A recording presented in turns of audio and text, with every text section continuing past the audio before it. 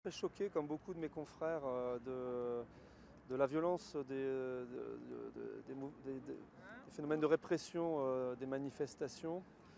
J'ai trouvé que c'était très inquiétant en fait, en France d'en arriver là. Alors, si on peut comprendre que des policiers dans des situations de légitime défense utilisent les moyens à disposition pour justement se défendre, il est beaucoup plus difficile de comprendre que des jeunes gens qui étaient venus manifester pacifiquement se retrouvent avec des blessures gravissimes, comme on l'a vu avec la jeune Fiorina qui a été blessée le 8 décembre sur Paris, alors que c'était sa première manifestation. Cette jeune fille se retrouve énucléée. Je pense que c'est un drame humain qui ne laisse pas insensible.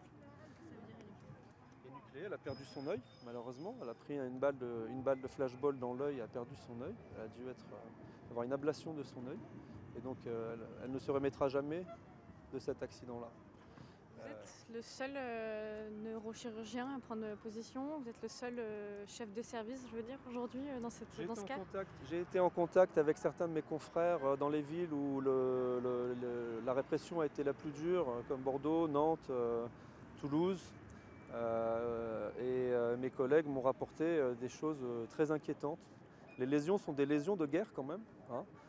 J'ai pu voir des scanners anonymisés où on voit des patients avec des fractures du crâne très importantes, par exemple, comme le pompier qui a été blessé sur Bordeaux ou sur Toulouse, ont eu des lésions vraiment très très graves au niveau crânien. Je pense que ce n'est pas acceptable dans le pays des droits de l'homme qu'on utilise ce genre d'armes. C'est pour ça que j'ai pris l'initiative de solliciter un moratoire sur l'utilisation de ces armes qu'on dit sublétales, parce qu'elles ne tuent pas autant que les armes à feu. Mais il y a une étude récente qui est parue dans le British Medical Journal qui a montré que lorsqu'on était blessé par une de ces armes, on avait une chance sur 5 de décéder ou d'avoir un handicap grave. Donc je pense que notre ministère de l'Intérieur, M. Castaner, doit vraiment prendre ces choses en considération. On sait très bien que la violence entraîne la violence. Et je ne pense pas que augmenter le niveau de répression dans les manifestations est une mesure qui va apaiser les choses. Autre question